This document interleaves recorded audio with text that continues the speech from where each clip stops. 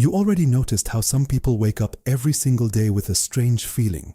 Not exactly sadness, not exactly fear, but something that seems displaced inside them, as if there were a version of themselves that never fully arrives, that promises and retreats, that advances and collapses. You know what I'm talking about, because you've felt it too. Maybe you're feeling it right now. That sensation of carrying an identity that feels less and less real, a self you built from borrowed beliefs, other people's expectations, roles you agreed to play without ever auditing whether they were truly yours. What if everything you call you is nothing more than a well-rehearsed fiction? That is the most dangerous question a human being can ask. And that is exactly why almost no one asks it. Friedrich Nietzsche spent his entire life refusing to look away. While 19th century Europe constructed comfortable moral systems, while religion offered ready-made answers and academic philosophy dissolved into abstraction, Nietzsche pointed his finger at the mirror and said what no one wanted to hear. Most people do not live. They perform. They do not choose. They obey. They do not think. They repeat. And the most terrifying part is not that he was wrong. The most terrifying part is that when you stop and look with real honesty, you realize he was right.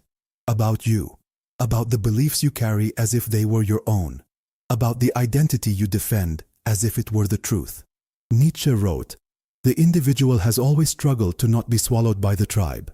That sentence is not poetry. It is a diagnosis. Because the tribe does not need chains to hold you. It uses language, morality, the fear of judgment, and the promise of belonging. And you, without noticing, were shaped by it. Your tastes, your values, your ambitions. How many of them did you genuinely choose? How many were installed in you before you had enough vocabulary to question them? You spent years building an identity. But on which foundation? That is the wound that must be named before it can be healed. There is a specific exhaustion that comes from living as someone else.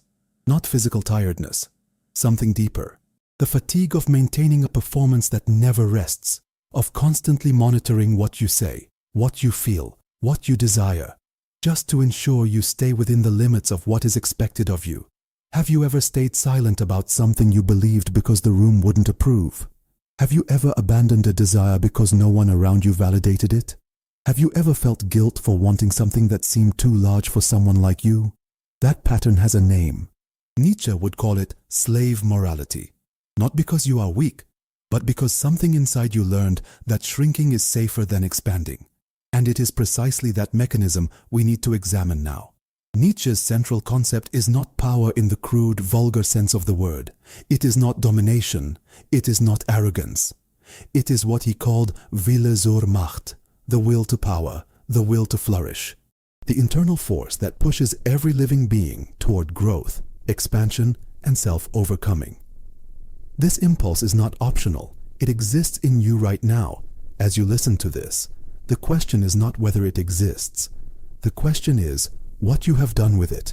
Because when the will to power is repressed, when you learn that growing too much disturbs others, that shining too brightly threatens, that being too much is dangerous, it does not disappear. It turns against you. It becomes anxiety.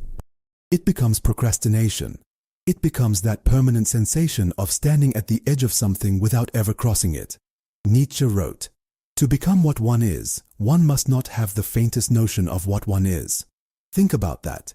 Most people will never discover who they truly are because they are too busy being who others need them to be. And the consequences do not stay in the soul. They settle in the body, in the tension you carry in your shoulders, in the difficulty of sleeping, in the energy you have lost, the kind you blame on your routine, but which is actually the weight of an identity that no longer fits you.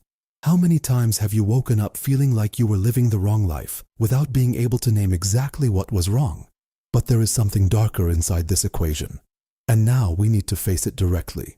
There is a system, not a single person, not a villain with a face, but a web of social, familial, and cultural structures that feeds directly on your uncertainty about who you are.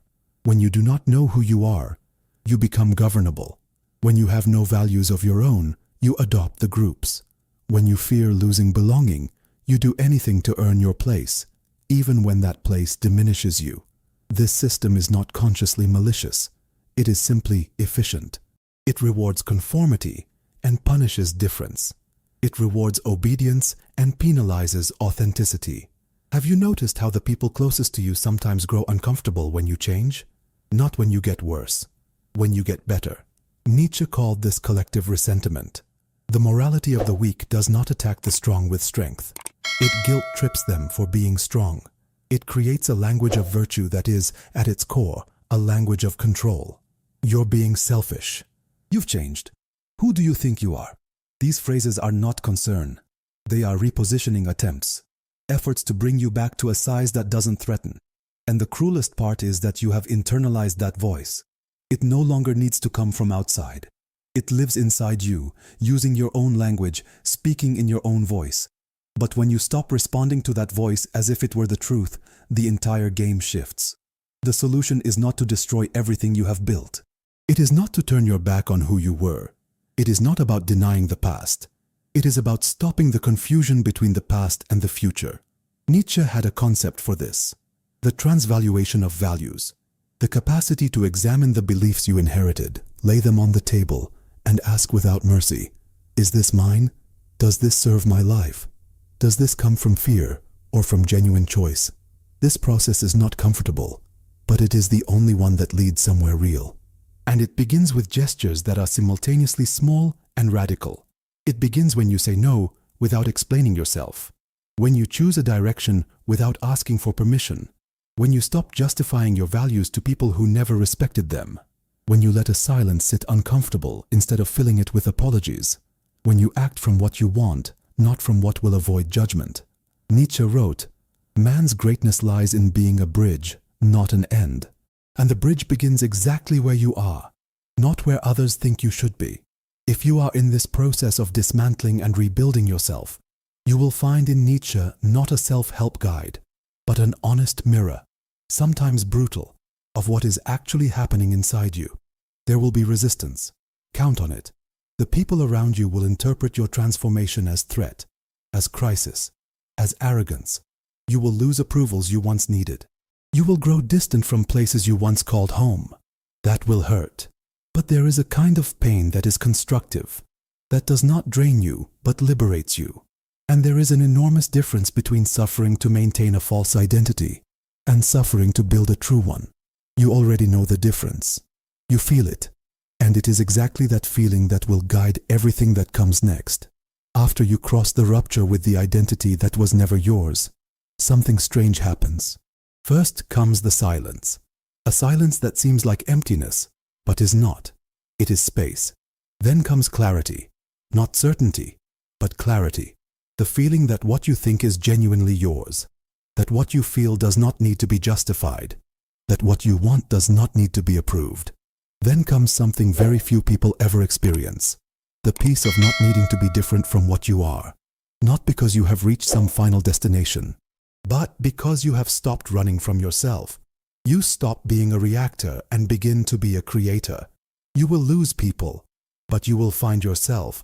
And that exchange, as terrifying as it may seem right now, is the only one that is worth making. Tell me in the comments, are you ready to question the you that you have built? Or do you still feel that this process is too dangerous to face? If this question touched something in you, write in the comments, I am in the process. Because you are not alone in this crossing. And recognizing that is already the first act of courage.